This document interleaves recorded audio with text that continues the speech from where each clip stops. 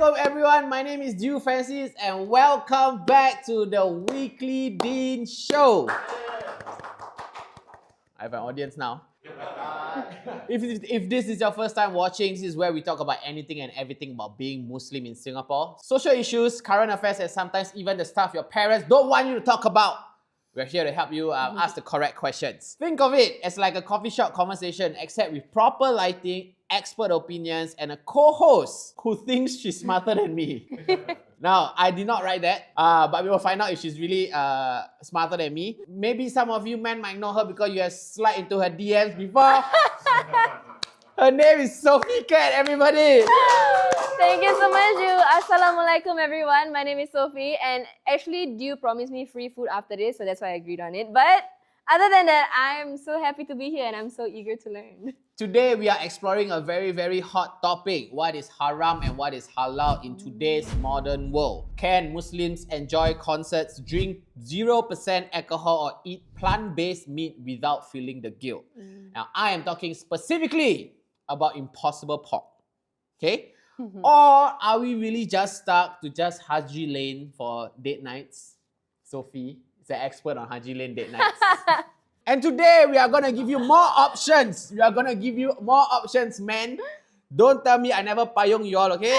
We are going to tell you what is halal and what is haram so you guys can make your own choice. But before that, we are going into the segment where we are going to be on the streets talking about what is halal and haram in everyone's point of view. So now, go to Sharin and Mike Tyson.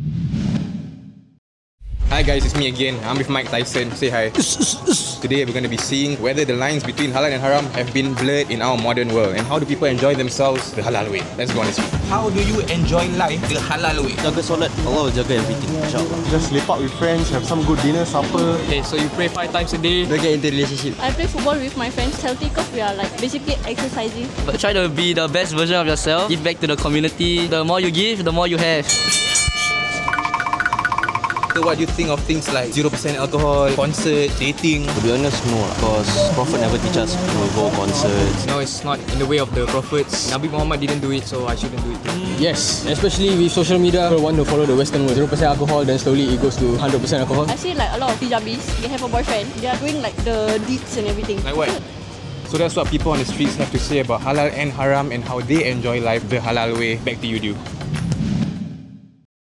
my advice is, if you want to do something haram, just make sure you're facing the opposite direction of the Qiblat. Does that make sense? Astaghfirullah. And here to give us proper advice, joining us today is Ustaz Fiza Zainal, gregarious. Listen, it's a very big word. My highest education is actually N levels, but the script writer gave me a very big word. I'm going to try to pronounce it. Ustaz Fiza Zainal is a gregarious religious teacher with a heart of gold. And so is Sophie. Sophie has a heart of gold. Thank you so much. InsyaAllah. He is the executive director of KembaraUstaz.sg, a travel agency he recently launched. When he's not on the road, you will find him surrounded by cats or hunting down the best food spots. And as you can tell, he loves to eat. Mashallah. Okay, the reason why we brought him here today is because we're going to talk about what is halal and what is haram in the modern day. We want to start off with something very interesting, okay? All right. Name something that is haram that a lot of people enjoy without knowing that it's actually haram. Talking bad about other people. Okay, that one we know, right? Yeah. So is there limits to, like, so for example now? Well, there are many things actually. It depends on what you want to talk about. You want to talk about food, you want to talk about, relationships. There's a lot. There's a lot of things that people really think that it is halal, but in principle, it is very much haram. And to talk about this, we have to really unpack them one by one because these are really real life situations, but it's really important for us to understand them, Yeah. So what if, let's say for example, because there's this saying, every word you say is a prayer. Yeah. Is that why? Is it haram? Like, is that why talking bad is haram? There's so many things because in the Quran, Allah already said that we shouldn't talk bad about people. We shouldn't talk bad about, people behind their backs, creating fitna and so on and so forth. While, yes, whatever that we say is a form of dua. Words are a form of prayers to Allah subhanahu wa ta'ala azza wa jalla. But talking bad about other people is a different realm altogether. It's a different level altogether because the whole idea of us being Muslim, like how the Prophet ﷺ said, that a true Muslim is one that can be protected by another Muslim in terms of their actions or what they say. So for example, if I put my life in the hands of you, can I trust him that he'll look after me? As a Muslim, I should, because that is what we are supposed to do. We're supposed to protect and safeguard each other and one another. But what if we talk bad about someone as a means of protection? Say like, this person is, you shouldn't go with that person because he's like a playboy. Yeah, he's a playboy. Yes. Don't go to I him. help you. No, this is a very interesting discussion because I believe all of you might have heard about. Recently, we were shocked with this movie or drama Abuya. You know about this Abuya? This so-called religious figure. Okay. Whatever he says is a form of a fatwa.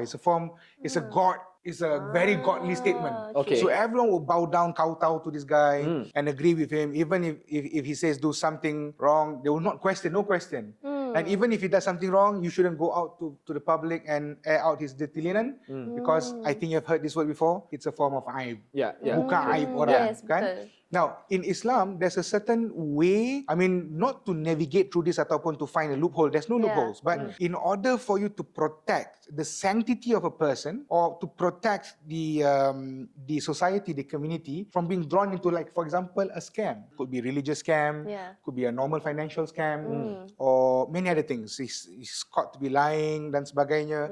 So we can, to a certain extent, say that do not deal with this guy because there's something wrong with this guy. So let the authorities have the due course of action, but meanwhile protect yourself from this person because this person is not a person of amanah, is not responsible. So we can do that. But for just for the fun of it, to talk bad about a person. But okay, so with what you're saying is that until we know the truth, until it's a truth, until it's a fact, and then we can talk bad about this person, but the intention must be to protect that person. Is that what you're saying? Am I correct? Now, again, we have to really understand what is halal and haram because the whole topic is halal and haram. So initially, when we talk about halal and haram, people would say that, halal and haram is a form of restriction. No, but in Islam, it's more of a preservation. To preserve you from being drawn into doing something which will cause harm to yourself or the person that, for example, in this case, the person that you are talking about. Well, the intention is something that cannot be seen. Can I see your intention? I can't. Can you see my intention? You can't. But the thing is, with regards to this particular topic, talking about bad about another person, or like you were saying, we are doing this because we want to save some, we don't want people to be scammed by this guy.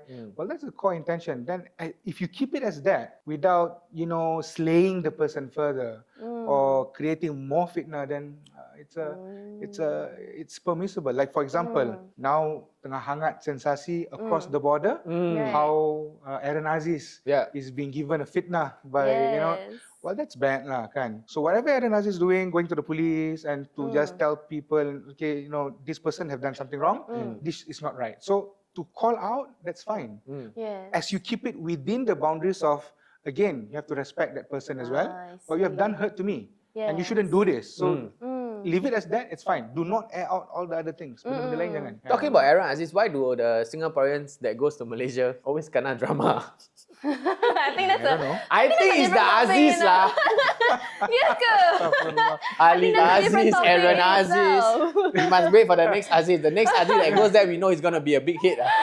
Alright. No, but interestingly, Aziz it has a good meaning though. Yeah, what does it mean? Aziz, in Arabic, if you call someone Azizi, my dear friend, it's a lovable connotation. It's a nice name. I mean, Alif Aziz is lovable by many women. Yeah. Okay. I will not go further. That was a joke. Jokes aside, Jokes aside, yes. you mentioned about restrictions and preservation. What Yeah. I'm interested in is about the entertainment industry. And Because music is not inherently haram in Islam. yeah. But I know there are some things that's permissible, some things that are not permissible. So my question is about concerts. When you go to concerts, you're feeling a high, you're in a different dimension sometimes. Understand, yeah. Are then concerts considered haram? I'd like to share a story with regards to entertainment. There's this particular well-known ulama. His name is Sheikh Al-Mutawalli Sha'rawi. He's an Egyptian. He was lovable by so many people. and he has given so many interesting Islamic anecdotes with regards to how to tackle some interesting questions. Right. There was this particular student, and it was not live, but it was recorded, and there were so many people, and this person just stood up and said, "Ya Sheikh, you're talking about Jannah, you're talking about the heaven, and you were saying that everything that's not permissible in this dunya is now permissible in the heaven." And Sheikh said, "Bala, yes, it's true. So whatever that's not halal in this dunya, in Jannah, it's all halal." I mean, I will explain further. Okay. So, because you he has some questions already. Yeah. I want to die now. You get me? If it's your time, it's your time, lah, dude. So she continued. So what do you want to ask? So Sheikh, I love smoking. All right. So can I smoke in Jannah? Yeah. And she said, "Bala, yes, you can." Everyone's like, "Oh." So half the crowd was like, clapping, and then, "Oh, mashallah, mashallah, Allah, Allah, Allah, Allah, Allah." You know? Then another half was like, "Oh, why do you ask Sheikh such a question?" You know? She said, "Yes, you can smoke. You can smoke in Jannah, but the problem is this: there's no fire in Jannah. There's only light. So if you like to light up your cigarette, very well, please go down to Jahannam, light up the cigarette, finish your cigarette, and try coming up again. And let's see if the malaikat can allow you to enter Jannah once again." So everyone was just laughing, yeah. But the one I would like to talk about that Sophie asked is with regards to concert, vis-a-vis entertainment. Yeah. So there was once upon a time, someone asked Sheikh, what's the hukum of television? Because I believe some of you might have heard before from your elders, television ni haram, you shouldn't watch this, itu ni, melekakan, melalaikan, ni semua, all those things lah kan. Sheikh answered very simple thing. He said, alat, an item. There's no hukum for an item. A TV is a TV, it's an alat. It's just an item. But what happens after you watch the TV, then can be drawn into hukum. So if you get from that particular TV good examples, good lessons, good knowledge to be learned, then where's the haram in it? But if you use the TV for merely just entertainment and you forgot your duties to Allah subhanahu wa ta'ala, you forgot your boundaries and so on and so forth, then it's clearly haram. So in the context of concerts, it is not automatically haram. Let's say if you're going to a Mahir Zain concert, which I believe you just heard for the first time. Who is Yes, Zain? mashallah. Yes, mashallah. So yeah. So welcome to Islam. Mashallah, dude. Welcome to Islam, dude. That's a good one. But technically, like that, because like some people will say, Mahir Zain is entirely haram.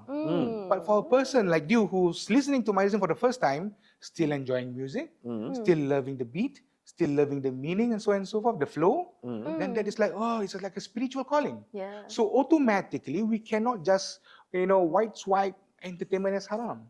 Because like again, entertainment is a tool. Within entertainment, there's edutainment, like now.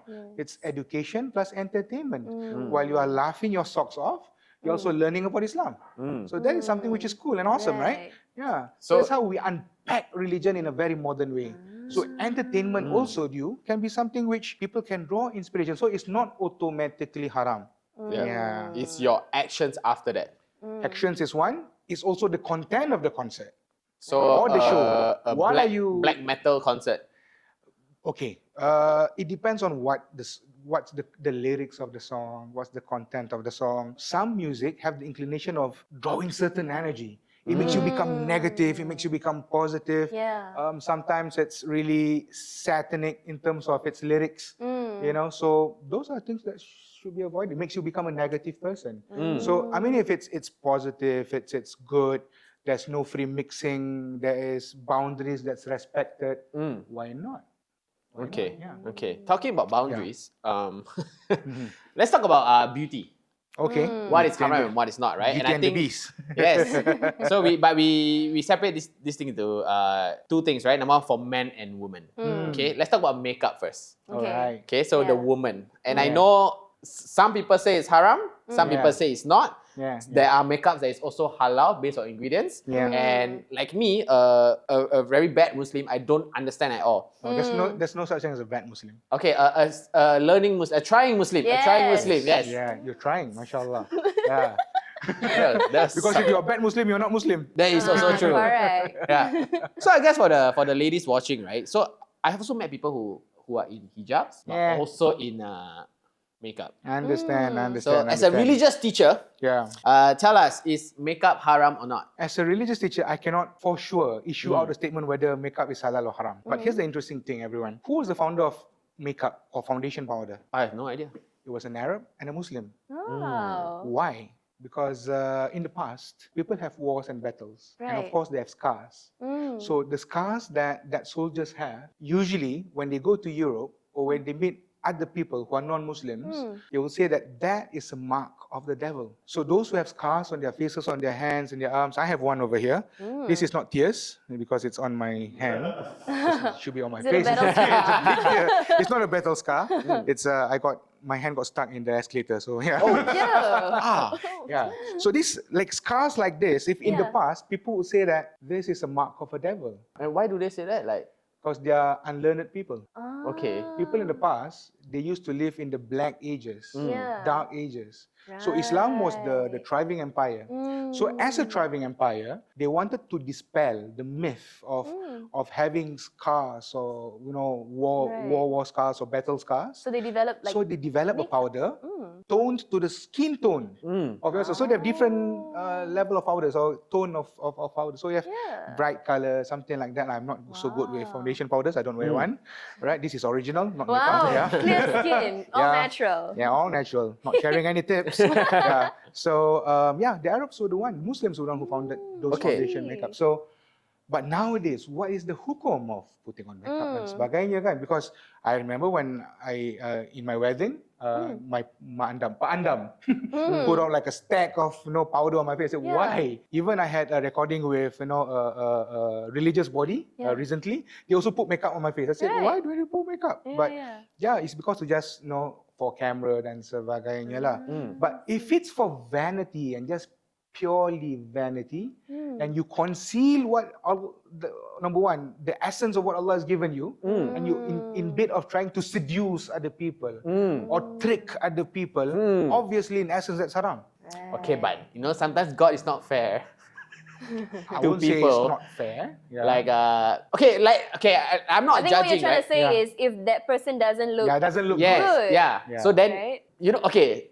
So like, what if they want to wear makeup to conceal their imperfections? For those of you who are self-declared, don't look nice or don't look good, don't say God is not fair. In your own rights, you look beautiful. All right? In your own rights, you look beautiful. Betul. But what I understand you are trying to say, those people, they're trying to conceal. Yes. Perhaps, and that's why you might also want to link up what is the hukum, for example, going for plastic surgery, like going for hair transplant. Now in office, I always have this question: what's the hukum of going to Istanbul or Turkey to get a hair transplant? to get a hair transplant? I mean, he come to the right person, I think. Goodness, Ustaz. Yeah. The nur. It's extreme nur. That's why I have to put on shades because my nur is Yeah, me, radiating from mashallah. everywhere, mashallah. Thank God you're Ustad, Songkok is a must. That's why I say I look like a bit like Armando Perez, yeah. So people do come to me and say, Ustaz, what's the hukum of going to Istanbul and have hair transplant? Yeah. Now, if it's just to restore back, your intention is to just restore back the ni'mat of Allah giving you hair, that's fine. But if you are, again, your intention of, misleading other people, doing a scam and sebagainya, it goes back to the intention again, Okay. Yeah, so, okay. I mean, Islam is so beautiful that it doesn't restrict you, but it preserves you from things which might lead you astray. If it leads you to somewhere that is bringing you closer towards Allah, it's fine. But if it brings you away, then Yeah. But the thing about intention is that we can lie. Yeah.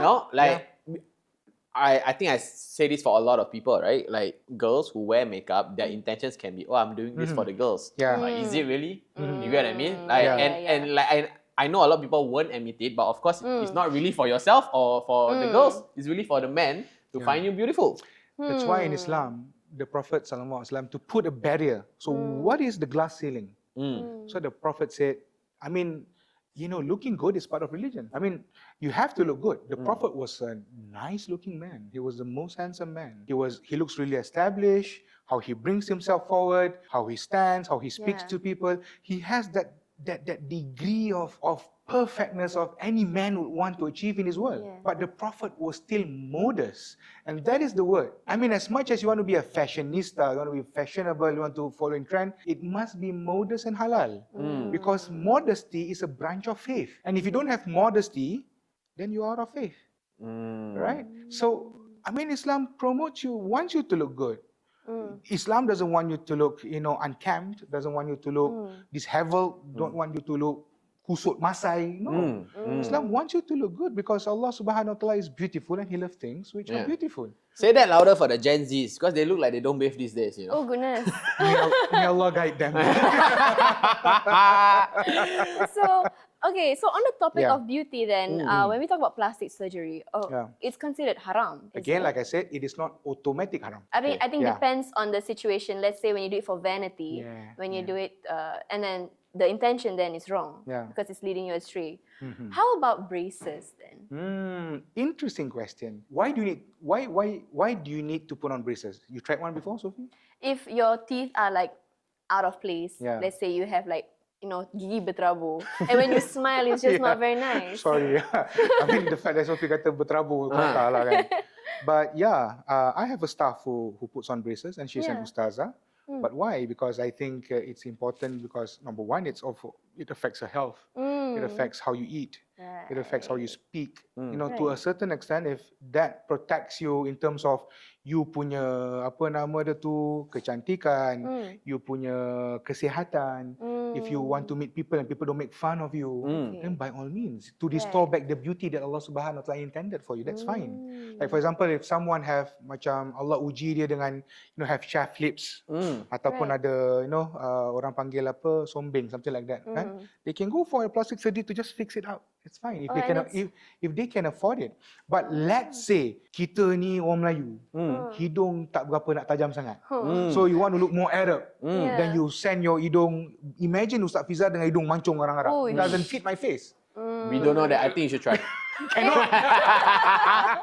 Because that is trying to rectify God's work. But if Allah Subhanahu wa Taala tests you with things which will affect you punya nak cari kerja dan sebagainya, you have a tumor, that is more than okay, permissible to just solve that problem and issue. Okay. So that you don't cause other people to create fitnah. Okay, I've been talking about rectifying. So what I've heard also is dyeing your hair black is haram. Who said that? My friends. Okay. Because I dye my hair black every month or 2 to 3 months. Yeah. Is that haram? They say you cannot restore. Not restore. You can dye your hair in any other color but not black. So the only solution is shave your hair. You see like what I did? Ya Allah. Yeah. Especially for the second time. Okay, not everyone can pull off this look lah. Yeah. You can. Like you told me kan. Try lah Ustaz. Hidung mancung. Try lah Dew. Try lah botak Dew. Yeah. I mean, I had a buzz cut before, but I have to Because stay you with... never know. Because if Dew goes bald, you can become the next honeydew. Hey! Oh, manisnya. Betul there. Remember Dew? In the words of Okay, most no, of I the will famous try. artists, bald men are attractive. Look at people. Are you married? Alhamdulillah. One? Alhamdulillah. Two? Just enough one. Okay. Yeah. Don't say two, please. Yeah. No, maybe you got married when you had hair, but now you're bald. Then maybe you become more attractive. You can get the 4. No, okay, but Inshallah. black Yeah. cannot. No. Why is that? Allah subhanahu wa ta'ala created your hair black. So, what is the reason why you want to dye your hair black again? Because genetically, I have a lot of white hair. Okay, Yeah. then let it be. White hair, in the words of ulama, is the nur of a person's intellect. So they used to say that the more white hairs you have, the more intellectual you are.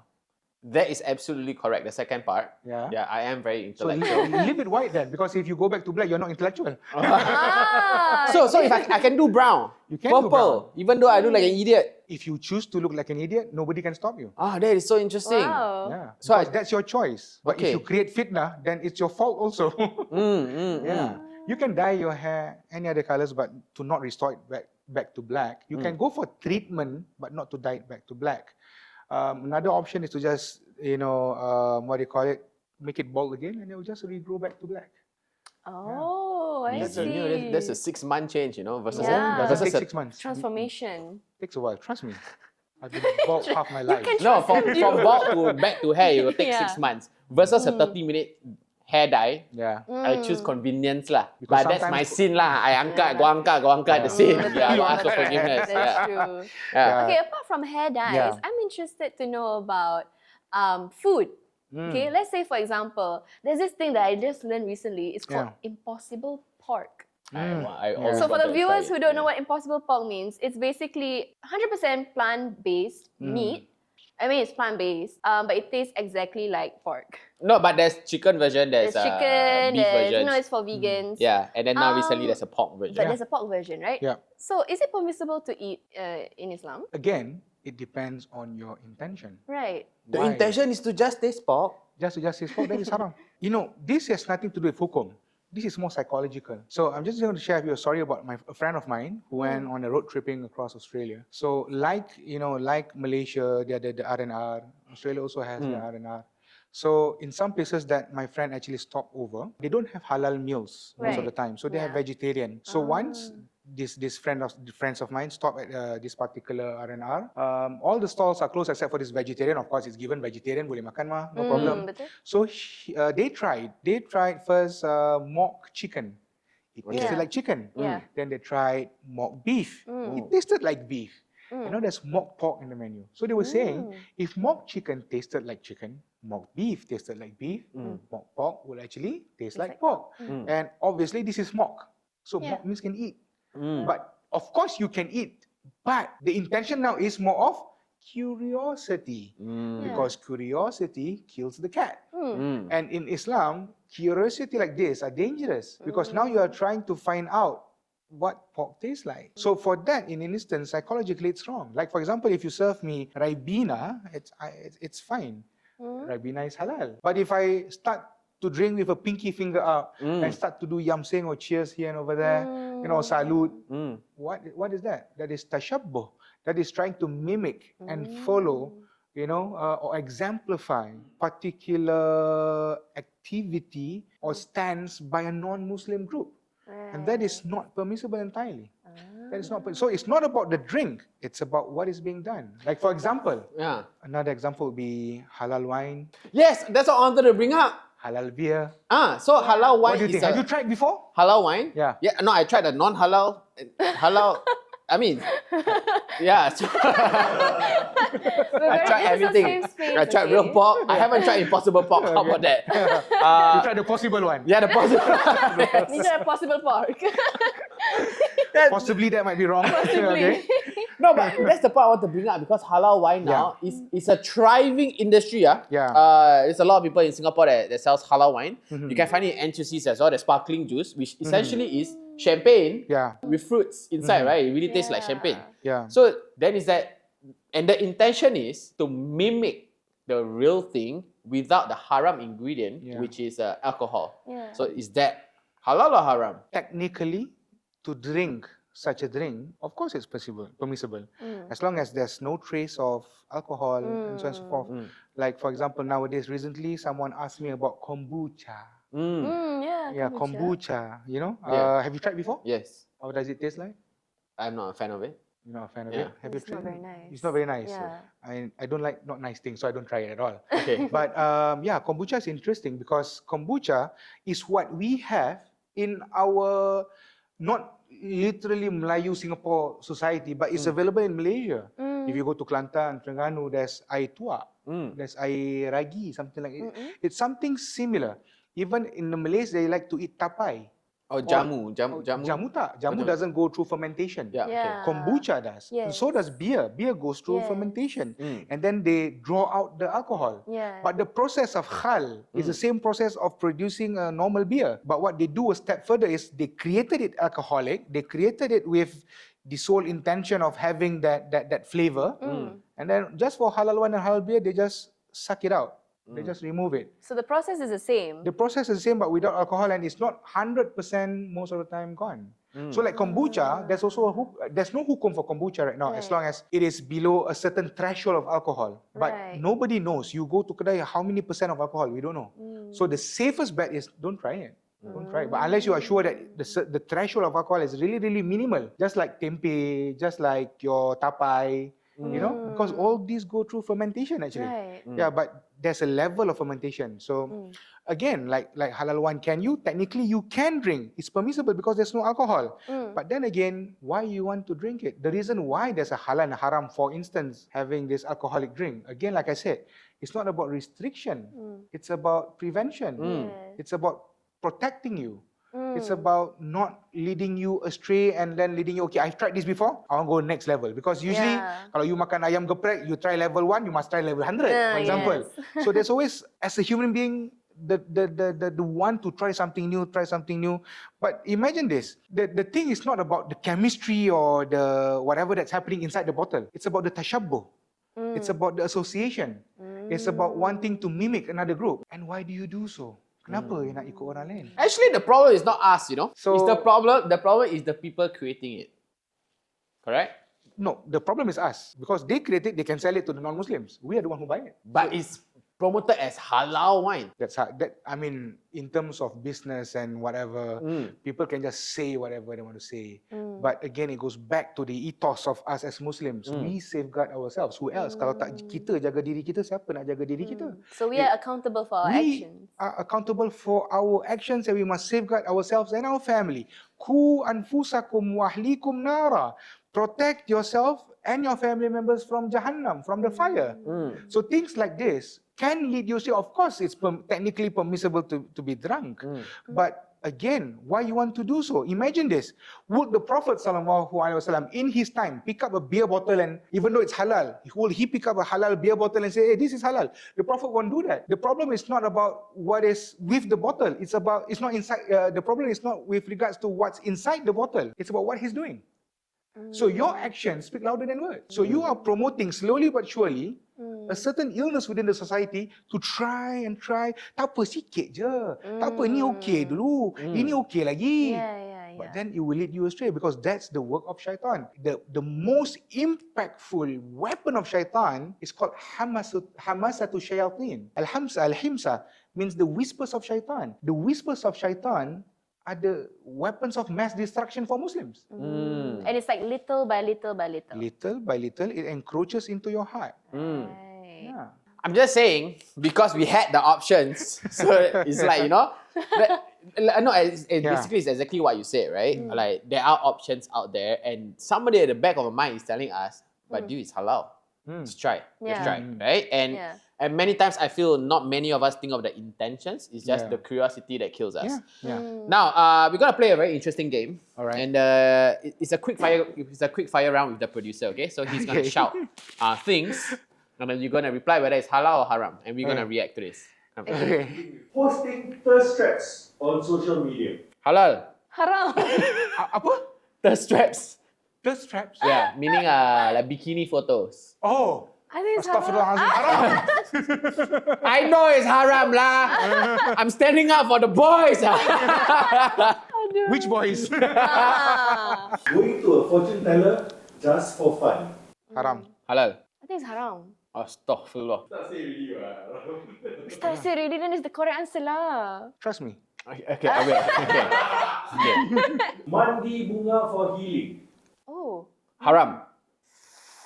haram. My answer would be depends. Why you nak mandi bunga? Is it because of the properties of the bunga? Because some of the flowers have certain good products that can heal ailments of the skin.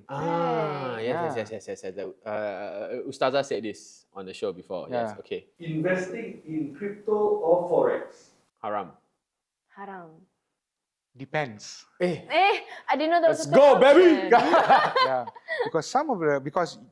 why I say depends is because to put forex and crypto on the same level, it's a huge divide. Crypto, it's very clear cut. You can, but for forex, there are certain developments, pandangan. Some say it's possible, some say it's not. Yeah, because you're talking about the money of a certain nation and their livelihood as well. Okay. So if you play forex, you buy certain money and some, then you are affecting the lives of other people. But crypto is technically your own investment. So that's why I say depends. Which one? Okay. Playing video games with violent, magical or sexual themes. Like what he said is halal It's just what you do afterwards. I And haven't what the said game anything wait. It depends on what the game pushes, right? Yeah. Right? So if the game pushes you humanity to do very stupid things. Yeah. But if it's fiction, if the game is fiction, halal.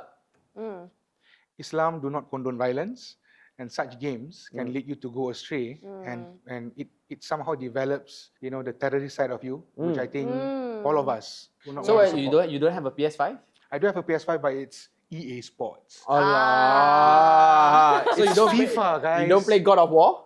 No, I don't. So shooting games? No. Social thing games? Shooting games? Oh, shooting games. Yeah. No, really? Is it a personal preference or is it just because? I tried before, I lose out badly. Okay. So I decided not to play it. And then Right. I became an ustaz and I say violence, no. You're missing out. So there on might be much. other motivations and drives. Okay. A restaurant that is not halal, that serves alcohol, but eating vegan food.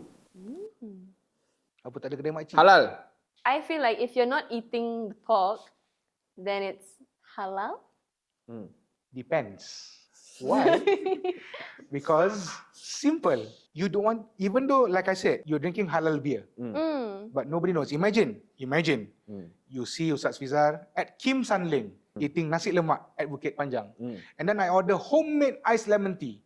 But the auntie give me the iced lemon tea in a tiger beer glass with froth at the top. Yeah. But it's homemade iced lemon tea. Yeah. After eating sambal pedas, I minum that lemon tea, tak ada straw because we want to save the tortoise and the wildlife.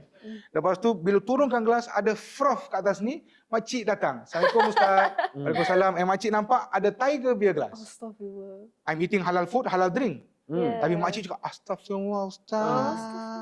No, apa tu? Sikit. Kan? So you are creating fitnah. In Islam, it's not just about yourself tau. It's about the people around you that you have to safeguard as well. So again, perceptions of the public is also important. And it somehow,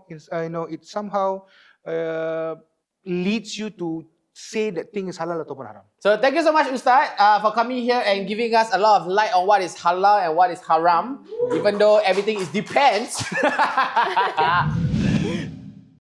Thank you, Dew. That's a lovely conversation between you and Ustad, whoever lah. Okay, anyway, so right now we are with the sponsors of the Weekly Dean Show, the award-winning property agent Zaidean. So right now the question is, if let's say I take apa yang exam tu apa? Yang exam nak ambil RES. If let's say I take RES, then I pass, and then I'm been thinking like, wow, there's a lot of agents out there. There's a lot of team agents sana, team agents sini kan. Why do I need to be part of Zaidean? Okay, especially if you are aspiring real estate salesperson baru nak join.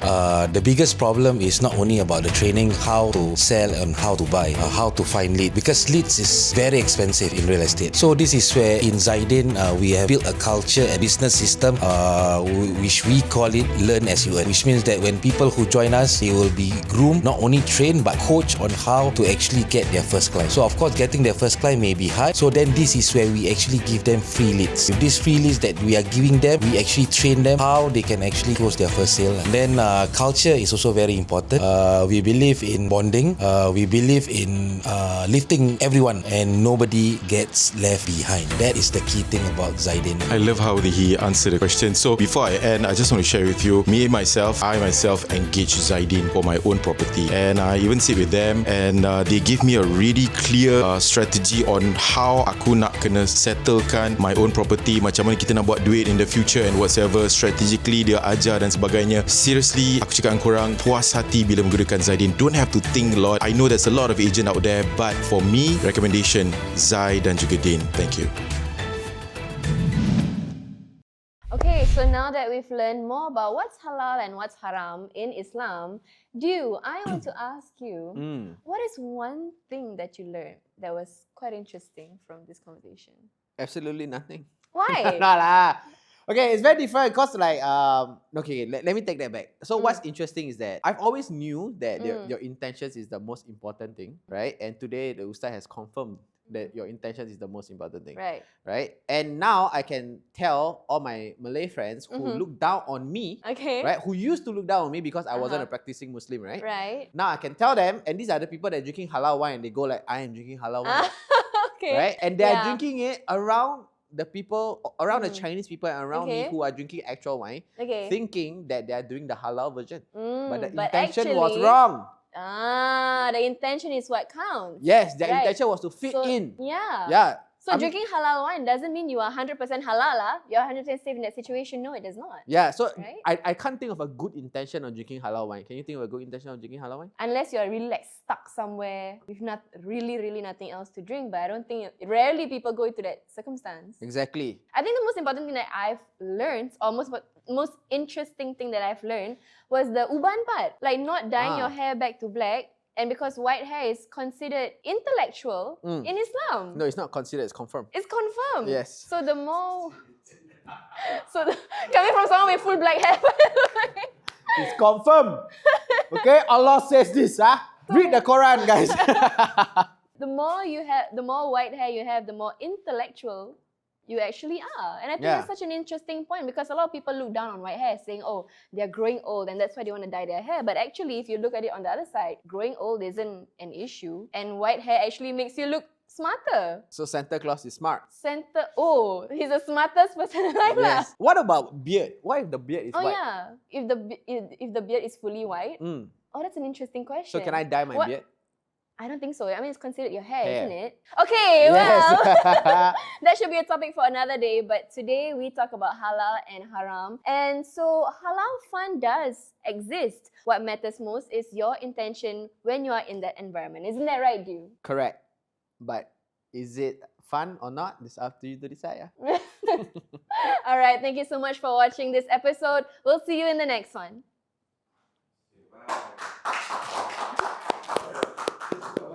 Okay. Can.